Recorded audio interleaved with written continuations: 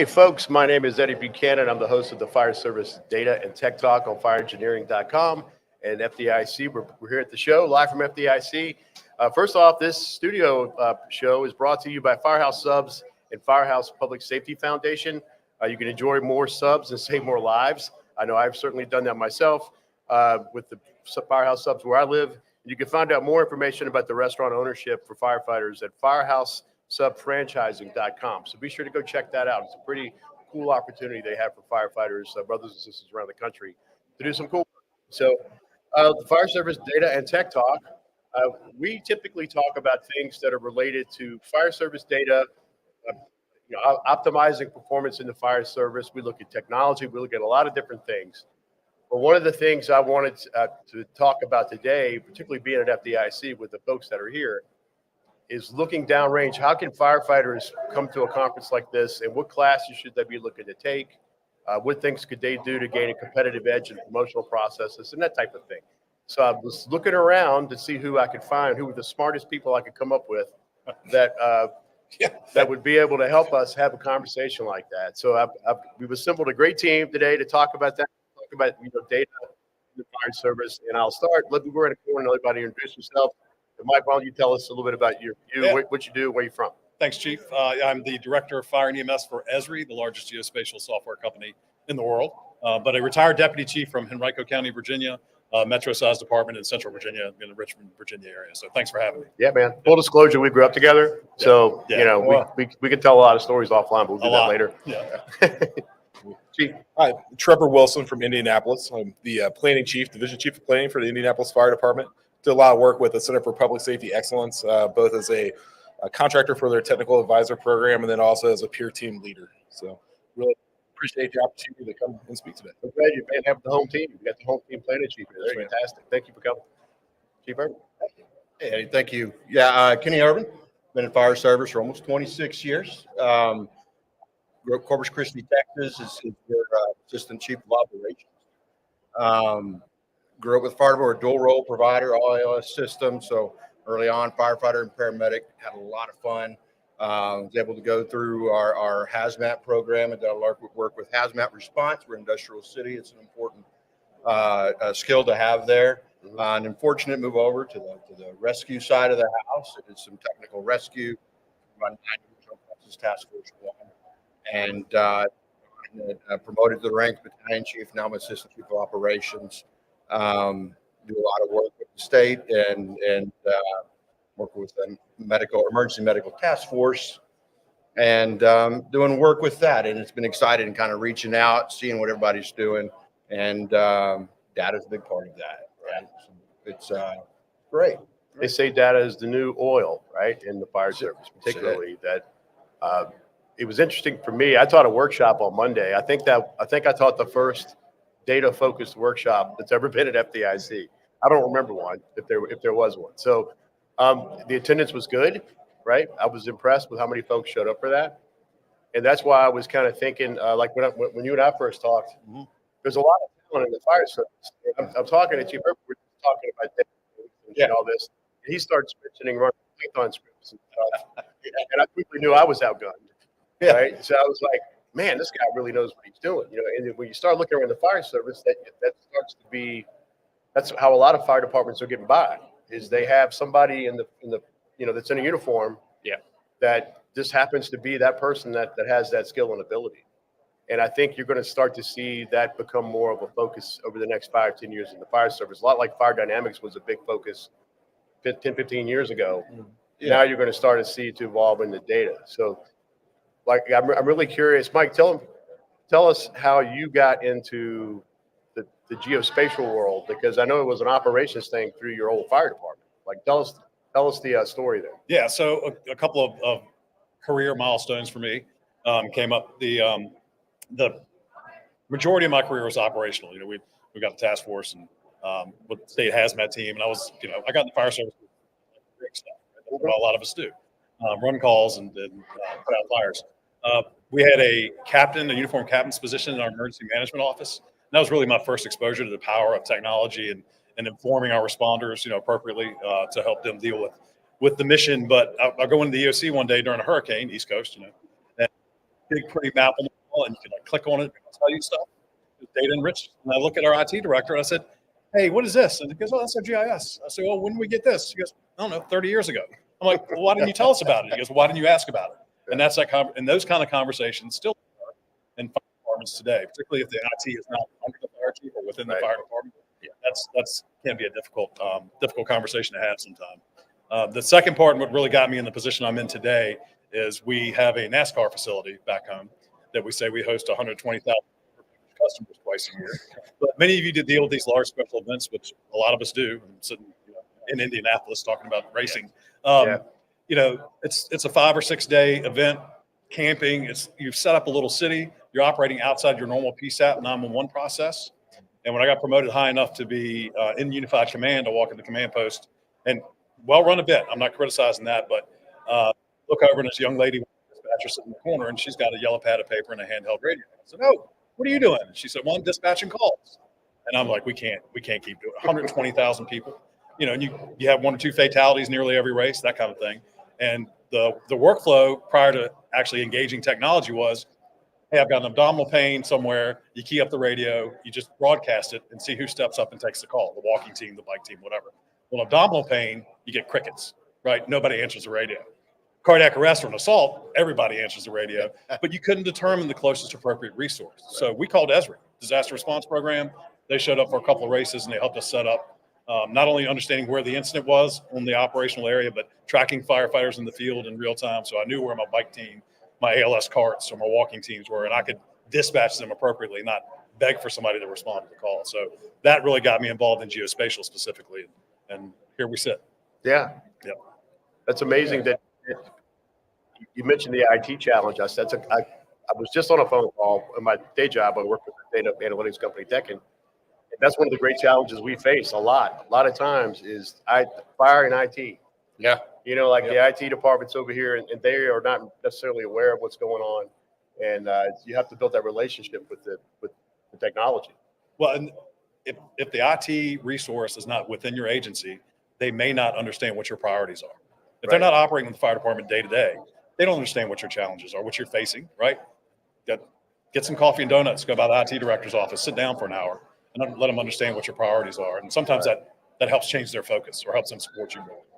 How is it working with you? How do you guys manage your IT relationships? Yeah, and I think that's the biggest issue, right? I think in marrying that, right, we kind of know some issues, IT world, a lot of good stuff, right? There's a lot of advancement technologies but it can be applied in so many different domains. It's having that domain knowledge. It's marrying the domain knowledge with the technology and knowing how you can utilize it with that. And that's kind of how I got started with being curious, right? And I think that's with a lot of things. There's probably a lot of stories. Is really curiosity and asking questions and well, how can I get that information? And you read what's available and well, how do I apply that? Right? I've been a computer nerd since high school, right? And coded and using MS-DOS, right? Yeah, Windows wasn't around, and but that was it, right? And so we don't have a central IT. We have very competent IT within the city, but you know, we say, hey, we want this, and it's just trying to communicate that back and forth, and it's not really a something we have immediately available with us. So what we had to do, so I became an analytics person. Right. And so those challenges came up. I had some knowledge, kind of reached out and pulled data, was able to do some coding. VBA code is where I started out with back in the day and moved to some Python and then eventually it's an odd thing to have as far as education of a chief officer, but I have a post-grad in artificial intelligence and machine learning. Right. Yeah, I know I get that look, but it's pretty relevant, right? And it helps me be curious and start putting those things together. So that's in-house for you guys mostly. Yes, it's in-house, but it's furthering along, right? And you know, as an operations chief, it takes me away from being an operations chief in the field, but it's important, right? We've got to know how we're doing system-wide. Right, Yeah, how our new policies are helping us, right? Are we improving our response times? Do we have resources? Uh, how do I take that? Because data is data, right? It's a so what until you make it information and able to convey that to somebody. And that's kind of what we're doing. All in house right now. As we're coming through here through FDIC, I'm talking to different people. A lot of trending going on, business intelligence, Yes. positions within your department is a common thing. We hired somebody last week. That's exact. So it won't longer just be me; it'll be somebody else. And if you start making those decisions, data-driven decisions that are showing objectively where you're at, where you need to be, where those performance gaps are, it starts to show value and return on investment. And Trevor, how is this set up? What kind of experience do you have with working with IT? Is it an external department or something inside the IFD, or how does it work? Yeah, so we're a bit of a hybrid, right? As part of a fairly large entity, the enterprise. We have a separate organization or department agency, obviously ISA, our Information Services Agency, kind of oversees all of our technology for the entire enterprise for all of Indianapolis. But we're blessed at IFD to have Dale Rolfson as our battalion chief. He's our chief information officer and our chief technology officer, right? And he's someone that was captain with the city of Lawrence, version IFD. So in his current position, he's a battalion chief. He brings a wealth of knowledge both from the IT side and from the street. Right? Like he's been on the job. He's done it, but he's also stayed very active in the community, the tech community. He's very forward. He was involved with the IU, the Indiana First Responder Challenge that just went on at Scatatuck. We're looking at 3D tracking of firefighters inside structure. So the point being that he's continued to put himself out there and make himself aware of what the new developments in technology are. We can apply those to IFD. So again, we're blessed to have him. For us internally, they've always been very understaffed, right? So having a large organization with 45 different work sites, 36 work sites at times, that he has to manage both the hardware and the software side. It gets help through ISA, and there's things that we have to go through the agency for. But when it came time to begin our accreditation process, really kind of we had some processes in place occasionally to run reports to look at response times, but it was really more about run police incidents being closed. And that was really the only bandwidth that anyone could take on. So in the planning division, we had to stand that up for ourselves as we needed that data, obviously, to move forward through the accreditation process and to provide the highest quality of service we could for the community. So I'll offer that. I'd say we're somewhere in between, where when we started out, we went to Paul Rotensberg's class and learned how to do 90th percentiles and take that CAD data in and scrub it and process it. The gentleman that's currently our accreditation manager, when he came in, in fairness, he was valedictorian of his class, but he'll tell you that he was not a proficient typer when he came in. So he would spend portions of his day learning how to type. He now runs and processes all of our data by hand with the use of Excel. And you can go to him and say, I need this report for this area, this type of run. Tell me about how have our response times changed from first arriving to the ERF when this change occurred. And give him about 45 minutes to an hour. And without any other analytic tool, he's able to produce that report. So point is I'm in awe of your degree in pursuing that knowledge base. If you're that base firefighter that's interested in getting into this space, like you don't be intimidated. Like you can jump in, and that's a great purchase point. There are people you can get involved with that can help you work through those first steps. And then down the road, I think this is where we're headed. Like we need somebody like our department to take us to the next step. The other thing I would add though is having the opportunity to work on different peer teams through the accreditation process and traveling the country. It really seems like the best situation is when we have this with Dale, when the IT folks are, they listen, they want to hear what the problem is that you're having. They go out and find 2 or 3 different solutions and then bring that back to you and let you know what the pros and cons are of each and what they can and can't do to support you. And then let the fire department make that decision. I see it go ways as I travel around where sometimes the IT folks are very rigid that they have a solution. This is going to be the solution that rarely works out. Sometimes the firefighters are very rigid that we have a solution that we want, and the IT tries to tell them it's not going to work. But they still ahead and move forward with it. And IT's like, I told you. So that communication, bilateral communication, is always a key to success, I think, in this That's space. a key part, man. One of my little sayings I used to have before I retired was particularly related to technology. I was like, don't tell me no, tell me how. right? We'll decide whether or not to move forward or not, but instead of just, no, you can't do that. Well, I know I can. I've already done a little bit of looking around. So tell me what the solutions are and what the practicality might be, and what I need to do with the budget process. But just a flat What are my sell options? well. Yeah, What are my options, yeah. right? So yeah, Mike, what's it? So you've taken. He's probably going to get the gold star, the most difficult class as far as career development goes. For I'm thinking of firefighters who are walking the halls out here at FDIC, and this is going to be a new lane opening up for the next generation of firefighters.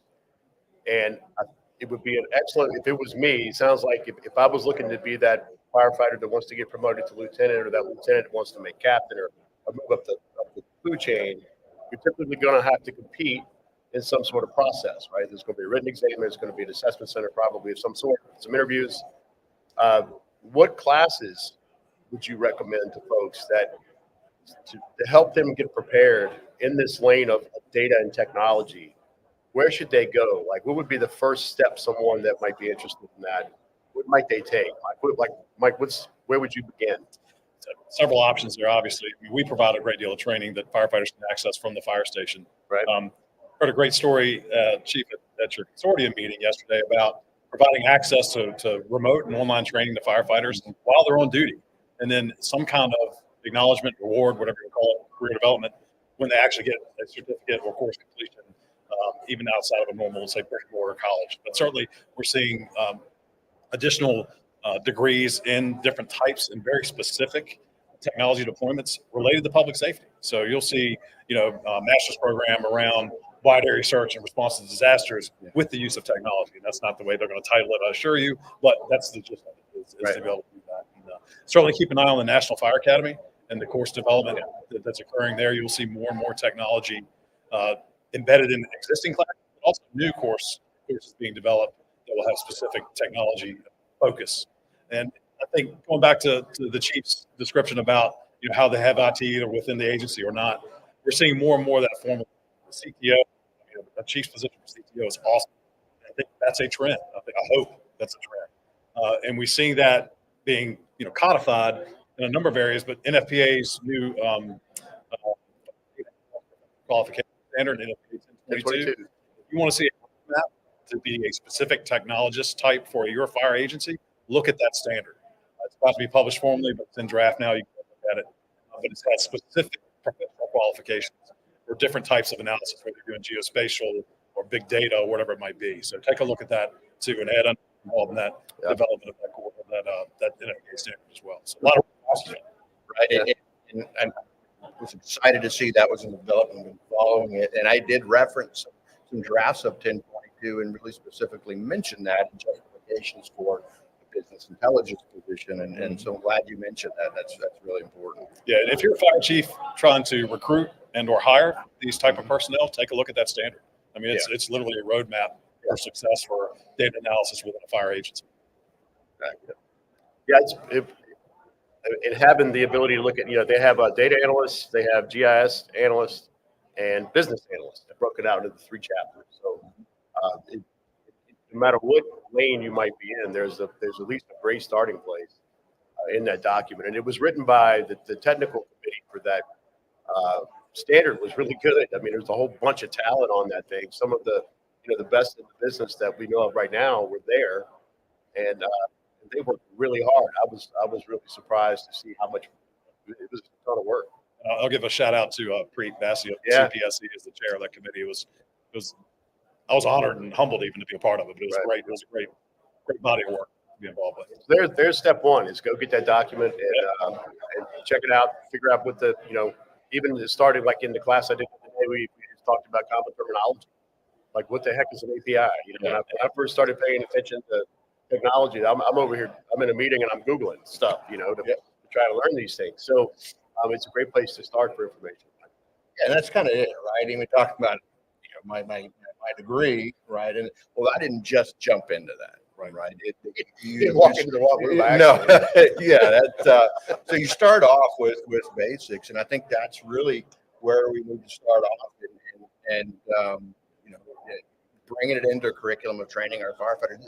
Even maybe even starting with our company officer and their development and understanding those basic terminology, some basic statistics, which is, I know it's kind of become a scary word, but what is, the difference between average and mean, or a mean, which is the same thing as average, or the median value, and how that can be different, right? And why it's different. And you get different measures when you're doing an average response time versus 90th percentile response time. I'm sure we did accreditation. That was probably a big thing to hump to get over, right?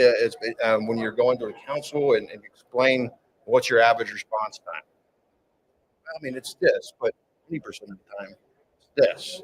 And so learning those really kind of basics of just some of the things we look at, how to calculate, your turnout time, how to calculate your response time and your total and what those mean, right? And then start from there. And then you can get curious from there on, if it's somebody that's coming up through the ranks and kind of worry about within your territory. And as you're moving forward, look at the next one, you want to look past the apron of your own station and seeing how that data affects throughout.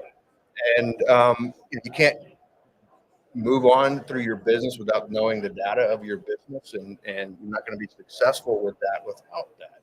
So I think that's really important. Yeah. How do you tell your story? Right. Yeah. You have to do it with verified data. You have to do it with, it can't be, we have to move away from this gut feeling and being able to tell the story with that data that you're describing, Chief. That helps us justify, hey, I need a rescue company. I need a new fire station. I need 10 more medics per shift. That's the kind of stories you need to be able to tell with that verified data, the analysis you're speaking about. Yes. And it's processed and relevant and you're right, tell the story. It's not just, hey, I need a new fire station, or I need 2 more ambulances, right? We're running out of ambulances. We need more. Well, how many more do you need?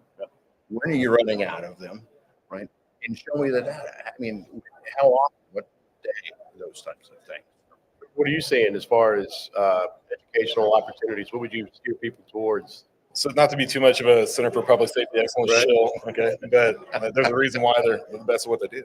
And it kind of ties in what Chief was saying. I think that the quality improvement for fire services is an excellent class for a young firefighter to take. We don't see a ton of them, right? We see a lot of folks that have moved into the role as their accreditation manager and we'll learn how to do accreditation.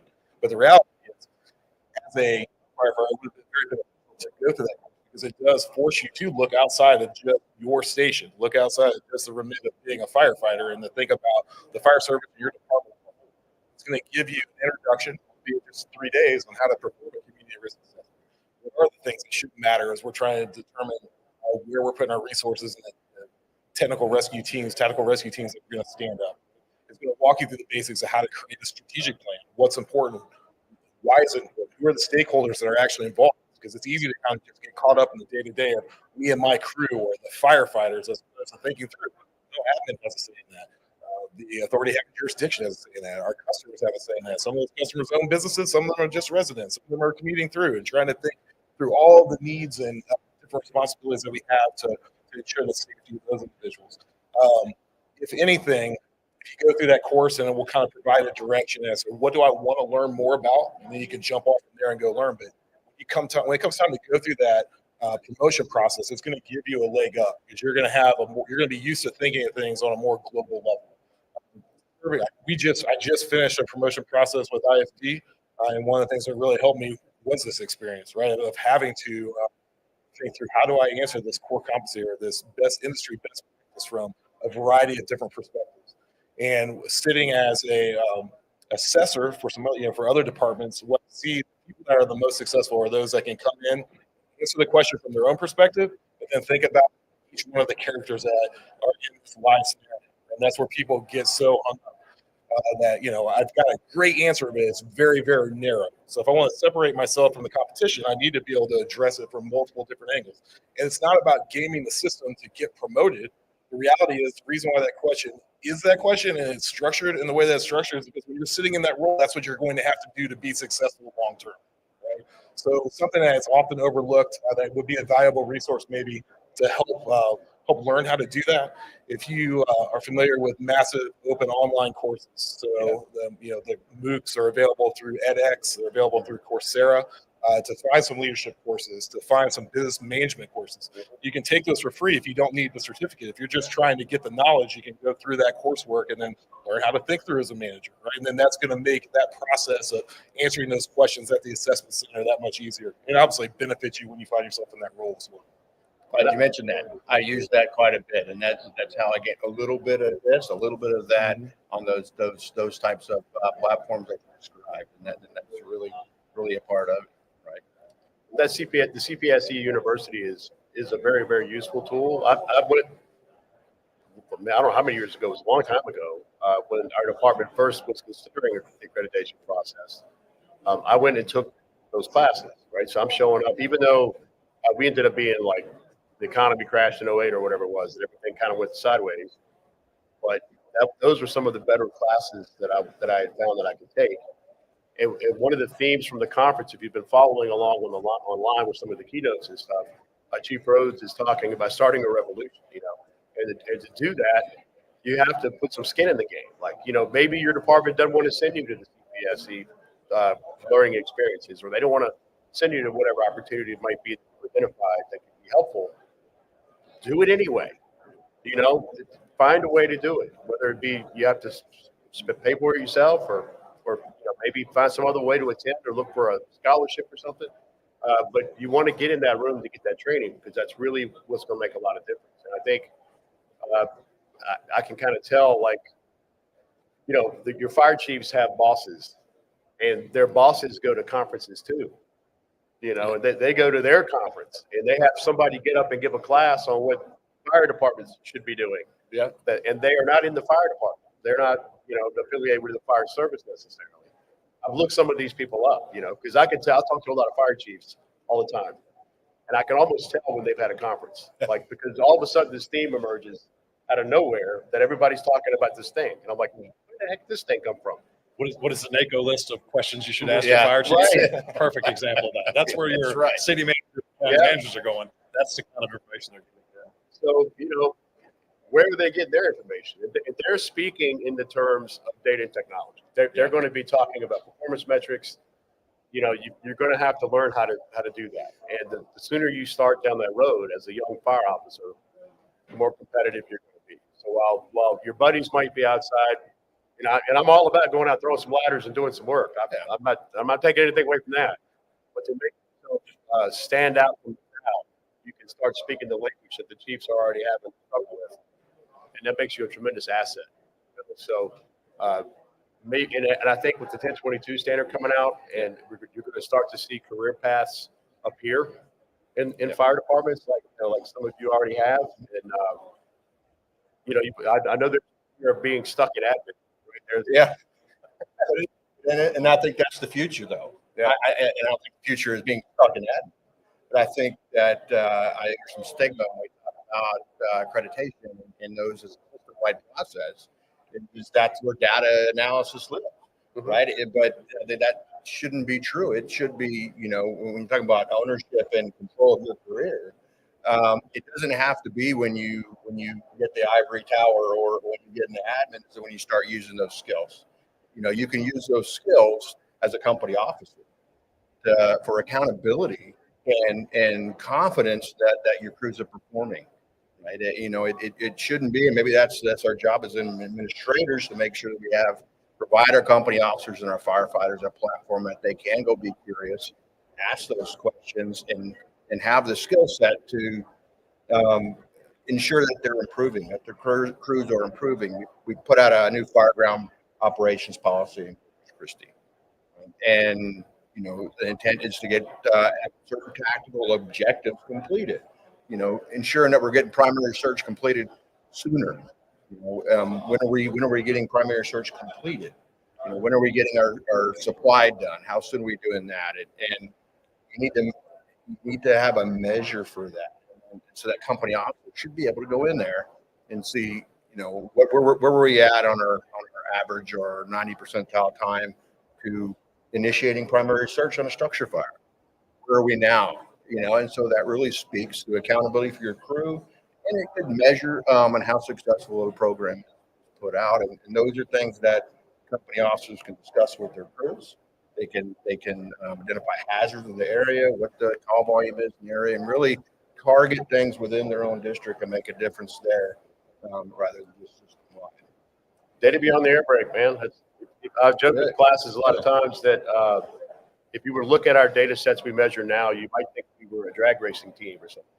Yeah, Because what we focus on is this, the alert speed to get someplace and stop. So we stop at the air brake, that's it, clock stops. So we're just getting started, man. We're just starting to do work. So there's so much opportunity there. I had Phoenix Fire on the show a couple of episodes ago, and they were doing some really cool work where they brought everybody through the thing that Phoenix can do so big. Yeah. When they take a data sample, they get a pretty big data sample. A lot. I think it was like 900 people went through this evolution or something crazy. And they were looking at things like forcing a door. How long did it take to get to a certain spot and force a door? How long did it take to get to the roof? And they captured these, benchmarks just using some real basic technology, nothing fancy. They were just using Microsoft tools they already had. And what they found was there was a spread. I'm preaching to the choir here. They got a bell curve of data that there were companies that performed really well at these tasks, and there were some companies that weren't so great at these tasks, and then everybody in the middle. And while a lot of times people focus on averages, what they were more concerned with was trying to take what can we learn from the really proficient companies that we can share with the not so proficient companies, and they use the term close the spread. Yeah. So they're trying to bring in that bell curve to be tighter, so that they can show that they can demonstrate they've improved their tactics. And they actually did. They did that. They went in. They put full military props out at the stations that they knew who needed them. So they delivered those props to the stations that were appropriate. Yeah. Gave them extra opportunities and training to work on those skills. And then the key thing that often is forgotten is to run people back through the evolution again and measure it again and see what improvements were made. And it's a really good episode. If you haven't watched that before, go back and look in the archives here. And it's a good episode to watch because it's very tactical in nature and using data to improve operational performance. Yeah, that's the great thing about FDIC, right? I've learned a lot, right? And I actually got to speak to him, right? Training guy from Phoenix this week, and that really spurred so much curiosity. We can do. That's a great idea, right? And I think 10,000 data points they caught, and That's great. It was amazing. I was like, that is a great idea. And how can we bring that home? And how do you put that operationally? How is that applying to the actual fireground calls? So y'all doing anything in that, like beyond the air brake stuff? We really struggle with it. We struggle with a means to catch those data points. And one of the things internally that we would really like to be able to track and follow would be what was the situation found with what was left, right? So it's one thing to say, well, we had $1 million loss in the structure, but we showed up and it was 80% involved when we showed up. Is that $1 million loss reflective of our firefighting? And there's a whole conversation we had about looking at it from taking a systemic approach. Like, well, why was the fire 80% involved before we even got there, right? Is it an issue with inspections or education with the public, education with the telecommunicator, whatever? But excuse me, we've struggled to find a way to easily capture that data, or at least consistently capture it. But as you were speaking through, Chief, one of the things that popped up when we went through our strategic planning process, we tried to bring in folks from every level, right? So captains, lieutenants, and battalion chiefs who were very skeptical of our data. Right? They felt like we're getting there on time, and we've been keeping the times ourselves, and it seemed a little off. And it led to a conversation that I think both sides were broken in terms of the data is not necessarily the end-all be-all. It's just the beacon that should draw your attention to a possible issue. So, like in your case, and this is a perfect Phoenix's example is a perfect example of that, where we recognized we had this issue with getting door pops, and then we went and looked at the data. But then that told us which companies should we look at to find out who's doing things well, and where do we really need to apply those lessons, right? For us, from a broader standpoint, it was about, okay, the data can only tell us what's being captured in data. Not to overstate the obvious, but if there's no way to capture this metric, then planning's never going to see it. But if there's a real issue, it's going to turn up somewhere in the data. And then that conversation needs to be, hey, we've identified what looks like to be a problem. Maybe or maybe not, you share what you think the problem is. You go to the people involved and say, what's going on? Like, what's working, what's not working, almost sight unseen, and let them provide that feedback. We had issues where we identified high problem areas for arson fires in our city. And we went out and met with the folks in the community to like, what's going on out here?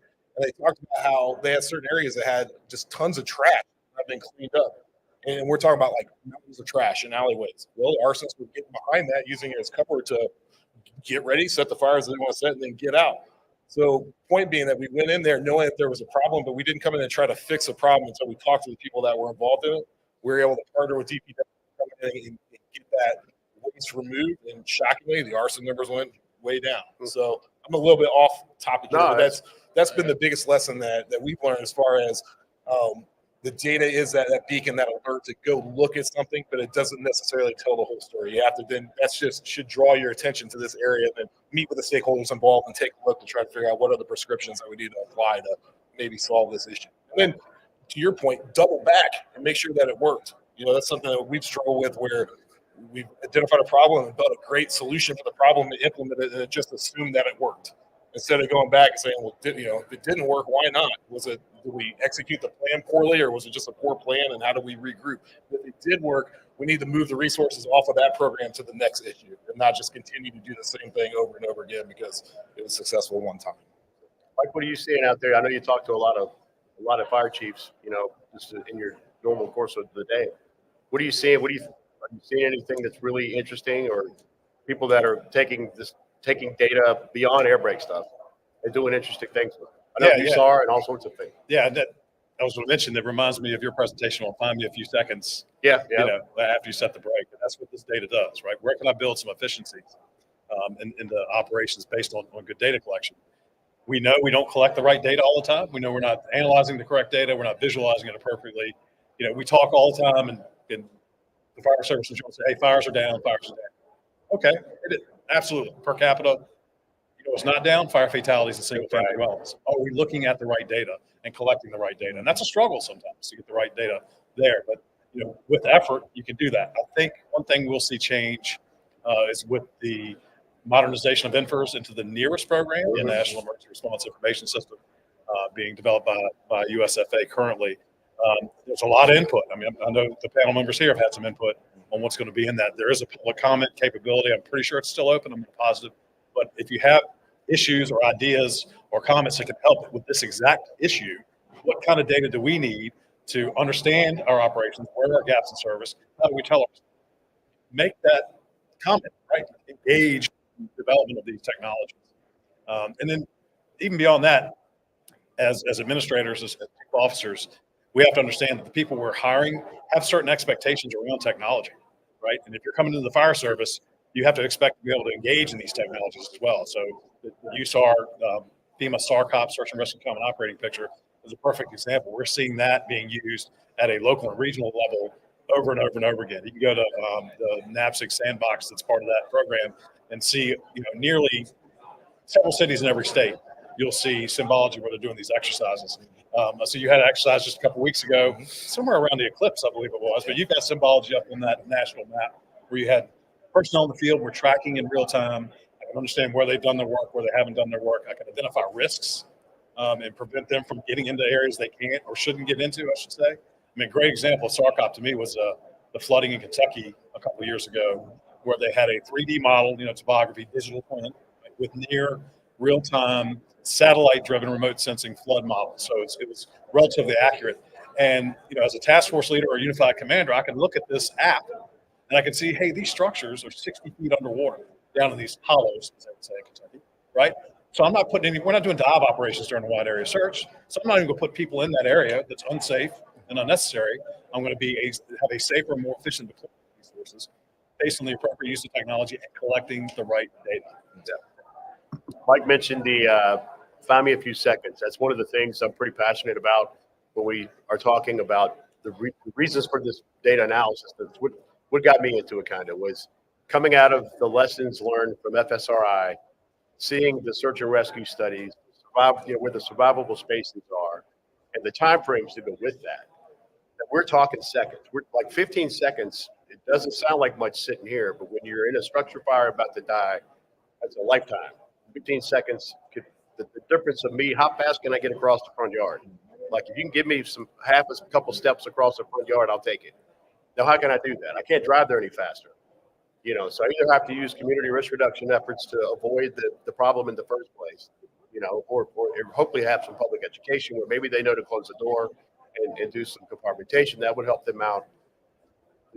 The only other thing I can do is try to optimize how I'm deployed so that I can pick up 15 seconds. And these are things that are possible today where we can optimize, where fire stations are, where units are, even in real time. So that's really what the is to try to get a firefighter on the front porch just a little bit faster, man. Whatever way we can do that. And we've done everything already that we can do. Now we're down to the science of leveraging operations research and some of the more complicated things like we do have the capabilities to do and get firefighters on the porch a little faster. That's really what this whole thing is about. And it's analyzing the whole system, right? I mean, even down to where you place your fire station and using technology and science and crucial stuff and it's huge. And we've recently done that this year, right? We're able to, draw and map what we call travel isochrones, right? That will show graphically how far a fire truck can travel within 4 to 5 minutes, 6 minutes from this proposed location versus this other location that's not on Artiller Road and that's this 6 blocks up this way that's in a city park that might be city owned land already that would be beneficial today, but you can show graphically on how small that response coverage is now at 4 and 5 and 6 minutes. And it makes sense to decision makers. I get much larger response time and much larger value out of this plot of land to build a new fire station on than this, which is a simple technology. That right there alone could save you 15. You only get to do it once. Right, exactly. It's a huge 50, sometimes 60 year investment, right? And so you want to make sure you're getting the right location and using those points. Exactly went through that. So we were relocating one of our busiest stations on the east side of town. It was properly they asked planning, draw us a box, where the station need to be at, and they found a spot inside the box. But it was located buried back in the neighborhood, and it made sense from a land procurement standpoint because the school had a ton of land. We could build a great firehouse there. They could have drive-through bays. Everything makes sense, except for it was going to take us forever to get out to one of the main roads. So then that 4-minute circle just shrank in. So, I mean, I think that a lot of folks are looking at that. But, that's the example that, to your point, that would have been the easy way and it would have been justifiable because it was in that box that we had identified. But the reality was that we were going to be hamstrung for the next 50 years until the station was rebuilt. And something to consider, too, Chief, of the analysis you're speaking of is, to my experience, to fund – particularly if you're doing some kind of bond funding or something like that, to fund and staff and build a fire station is a 5-year cycle, right? So what do those conditions look like 5 years out? What's the population impact going to be? What's my urban planning and the 15, 20, or 25-year strategic plan for expansion within your locality look like? And that kind of analysis you can do today. I mean, we can look 5, 10 years out and understand what the population increase impacts may be on that fire station location. So excellent example, Chief. Absolutely.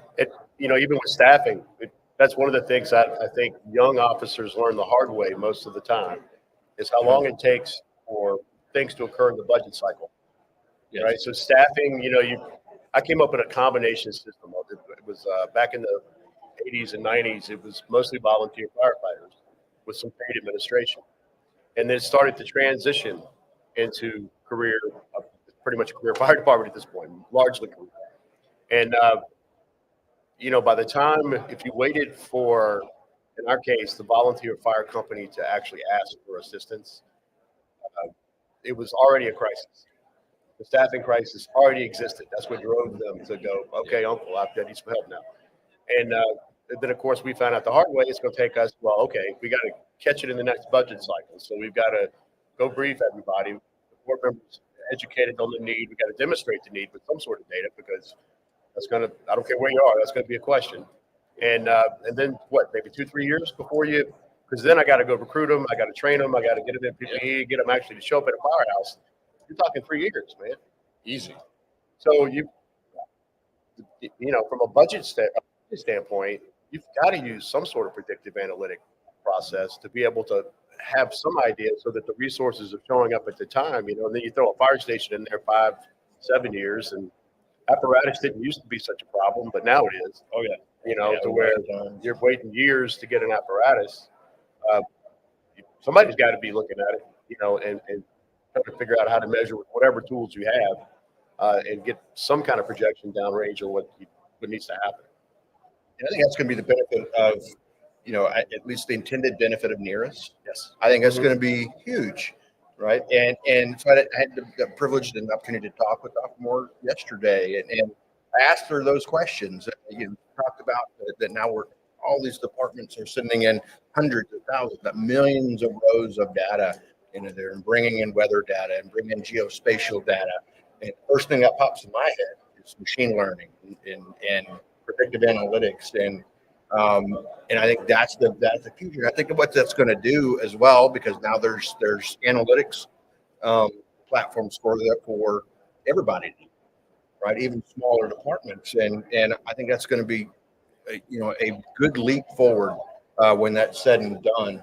And I think the biggest impact is going to be on the smaller departments, right? Because their data that they have, there's a thing called statistical significance, right? That Corpus last year, I'll run a fiscal year of data for me is over 111,000 rows of responses, and so I can get a good normal distribution with that. My average mean are pretty close, and so I have some statistical significance when I run my data. A smaller department may not be able to have that if they only have 50 to 100 runs that year. And they're going to have wider variations and different things. But I think NERIS may help them do that in a regional aspect, or run those types of things, or at least kind of give them some comparisons to get more relevant data that way. I think that's a good future for at least our smaller departments that are going up. Obviously for the big ones, but I think it's going to help our smaller come out and get some good data. And hopefully, UHU is always a great discussion to understand how to define it, measure it, and then what do you do with it? Like, I know Henrico, where you came from, Mike, and they've done some really interesting things, but I hadn't seen anybody do, where they had a pretty much a commitment from local government that at certain thresholds of UHU they would take an action. So that would start a budget conversation when you hit 0.18 or whatever, So I'll take that as like the high standard of how things should hopefully work, But then I'm sure wish that was the process we could have leveraged for small volunteer companies. Instead of, we could start to look at a UHU, measurement of some sort to indicate when they should be asking for assistance, or considering some other staffing model or things like that. So what was the number that you So, and I might be off by a few percentage points here and there, but the basic workflow was, when I had an engine company, it was a very basic UHU analysis too. The true utility models, like how much are you out of service on calls? That's what we didn't count training hours or anything like that. So when an engine company got, I think it was 10% UHU, just a call commitment, we went to talk to the board. Hey, it's coming. So around 12 or 14%, it was in the budget cycle. So the goal was, before it got to 18 or before it got to 20%, I'll say, we had an engine company in place. But again, that was variable because hiring practices, getting apparatus delivered. Yeah. A truck was a little bit less than that, and an ambulance was much higher than that. So ambulance, it was like, because we were, full service ALS transport. So I believe it was like 20% we started talking about the medic, before 30% we wanted to have another medic service. So I might be off 30%. That's pretty close. You're right. You're pretty close. For ambulance, it's about 0.3 to 0.4, 0.3, 30% of the time, 5, 3.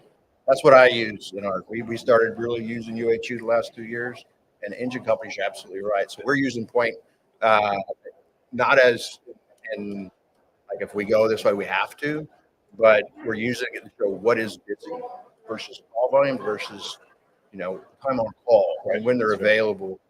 And correct me wrong, and this is the way I've looked at it, right? I did engine companies from 0.05 to 0.10. That's 5% to 10%, right? And we're talking about performance and response time at 90th percentile.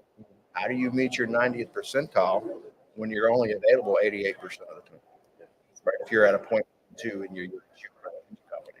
So we try to triangulate all three of those, right? I'm talking about utilization and reliability. So are you first arriving in your first due area? Right? That's what percentage time is. And then what's your 90th percentile when it is an in-district unit that's first arriving versus when it's not? So what's the impact, right? We have an area in our outskirts where they're only in 16% of the time in their own district because their district is so massive and so sparsely populated.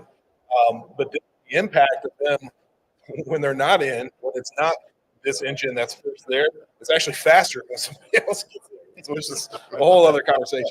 But I do think it's interesting, and using those same conversations right now to talk about relocating apparatus and saving additional apparatus. We have our second busiest station area is a single company home. So they're having 16,000 incidents in their area a year, and it's just one engine. And obviously, they're not getting all those because they're on calls. There's, so the concurrent calls force now other resources from their areas into Engine 23's area, which is impacting their reliability and our response times, right? So what it's been, we're finally at the point now where we can tell that story with the data to the mayor, to the union, and we stand up and say, yes, we need a ladder at this station. We need a squad on this battalion because it's not only affecting our first due times, but if you want to look at our ERFs across anything that's moderate risk or higher, whether that be fire, medical, technical rescue, or hazmat, they're 20% higher than our benchmark. And that's only happening in this one battalion, and we can now walk back and show why. The call is too much, the utilization is too high, causing reliability to go down, which is dreadfully impacting our time to scene. So where I love this discussion, I read Dean Munsey's paper. He pointed to what I referred to. 13.4, I think, is where he kind of came to, somewhere around there, right? It's being a threshold. And again, that's going to vary from jurisdiction to jurisdiction and what your asking your firefighters are. But taking it a step further and thinking from a firefighter health perspective, thinking about turnover perspective, like we struggle to capture the time that it takes for, okay, the incident's over, I'm back in the apparatus and I'm heading back to the station. Does the UU clock stop when it's in service? Because in our methodology, it does. We're just using CAD data to say they're on a run, off a run, right? But the reality is that firefighter doesn't have that time necessarily to spend how he or she wants. And then does it matter that they spent 44% of their actual in-service time or responding time on working residence fires or alarm runs or difficulty breathing? Like, how do you balance out, like, not every run is equal. So that percentage of the time that they're spending on, what's the mental and physical impact on the firefighter? So in other words, you could be on a ladder that has a 6% utilization, but on 90% of those runs, you're on working residence fires. You're working a lot harder than somebody whose utilization may be 16.5%, but they're really just assisting the medic on 80% of their runs, right?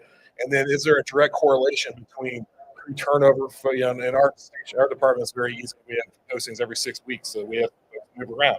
Shockingly, our busiest apparatus sometimes have vacancies that sit for months and months and months, right? And then more hitting the bottom line, like, is that leading to time off? Are we seeing more injuries at certain stations, and can you directly tie it just to UU, or is it tied to the type of runs that these folks are going on? So that's kind of what we're hoping to take the discussion in the next few years, but we're struggling to capture some of those other data points that we need to really tell a whole story. You bring up a good point, kind of as we get ready to kind of wrap up this particular episode. What do you guys think are the most challenging data-related issues that we should be thinking about as a fire service? Like, what do you see on the horizon that's really a pitch point for us that we should be talking about? No, for me, garbage in, garbage out. So collection. Right, it's collection. And I think that kind of goes into how company officers can use data skills, improve themselves, sharing some of those things like our UHU trending from year to year, sharing some of the findings that we're using to justify to council or to our fire chief or whoever it is, sharing that with crews and explaining how this was calculated and why this is important when they're filling out that fire report. They have an understanding of what that means and how that affects their own territory, their own resources, and as they're inputting things in. So, getting accurate information is the biggest challenge that I see right now. Okay. So I have to parrot Chief Urban. I mean, like that is the bottom line. None of this other stuff matters if the data that we have is inaccurate. And when you talk to Dr. Lori, that's one of the main points. Is that yes, we have this inverse data, but it's more or less useless. Right? It's not. Do we have a cooking fire epidemic in the country? I don't know. If you look at inverse, yes. Yeah, they coded it all because they don't have to do the structured reports. Yeah. But when you go to, and this is not knock on the NFA because I love NFA, but like when we went to our community risk reduction, there was a significant portion of those 2 weeks that was spent on build a program for cooking fires, right? Because that's what the data said. But again, was it accurate? I don't know. Yeah, just trying to capture more of those data points that will allow us to accurately assess, are we effective on scene? But then, and I think we're making strides towards that, but again, looking at it holistically. So if we're seeing loss, continue to plateau, if we're not seeing a difference in the number of lives that we're saving, all right, or at least we're seeing a plateau of the number of lives that we're losing, like really being aggressive and working through that call chain to figure out, why is that the case? Is it a tactics issue? Is it something before the fire even starts? Is it just an education? And that's where we should be putting our money. Is it code enforcement? I don't know, but like figuring out what are the data points that will allow us to identify where the breakdown is, and then be able to tell our stories so that we can get support internally, because that's a huge piece of it, but then get the support of the folks that have control the purse strings. Like And that was 100% where I was going. Yeah. Are we collecting the right data? Are we analyzing it appropriately? And are we visualizing it and sharing it, telling that story appropriately? Every firefighter I talk to, 75% EMS. Yeah, 75% EMS. But are you looking at what you commit to an average structure fund? Or give me a multifamily second alarm that you have companies out for 4 to 6 hours, 30 or 40 firefighters. That's a significant impact to your operations, a significant impact to what you need to support your community. And it's not just 5 or 6 people running the abdominal pain and clear it up, right?